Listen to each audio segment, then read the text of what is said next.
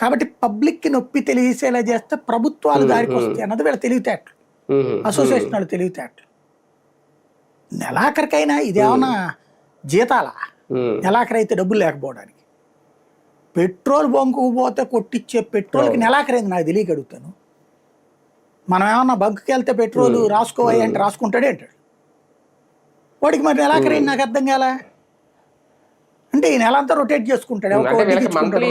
అయిపోతుంది ముందే, ఓ 10 రోజుల ముందే అక్కడ వాళ్ళ క్రెడిట్ లిమిట్ వాడు పెంచడం, డబ్బులు పెట్టి తెచ్చుకోరు. అది కాదండి, నాకు తెలియక అడుగుతాను. నెలకి ఎంత ఇచ్చాడు, అమ్మేశారు, నువ్వు ఈ లోపు అమ్మేశావు, నీ దగ్గర డబ్బులు 20 రోజులకి అయిపోతుంది సార్. ఆ 10 రోజులు ఇబ్బంది పడాల్సి వస్తుంది. అయిపోయింది, డబ్బులు నీ దగ్గర ఉన్నాయిగా. అవును, ఈ డబ్బులు ఉన్నాయిగా, కట్టేయి.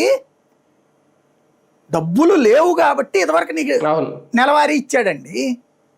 డబ్బులు వచ్చేసినాయి కదా నీ దగ్గర, వచ్చినా నువ్వు ఎందుకు కట్టమంటున్నా నేను.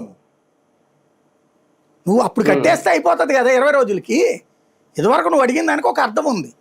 నా దగ్గర సరుకు ఉందయ్యా, అమ్మలేదు నేను, అందుకని నువ్వు నా క్రెడిట్ లైన్ అని చెప్పావు, బాగుంది, ఒప్పుకుంటా నేను కూడా. ఇప్పుడు అమ్మేసి చేతిలో డబ్బులు ఉన్నప్పుడు కట్టేయడానికి ఏం బాధ? అంటే నెలంతా రొటేట్ చేసుకోవాలి ఇతను.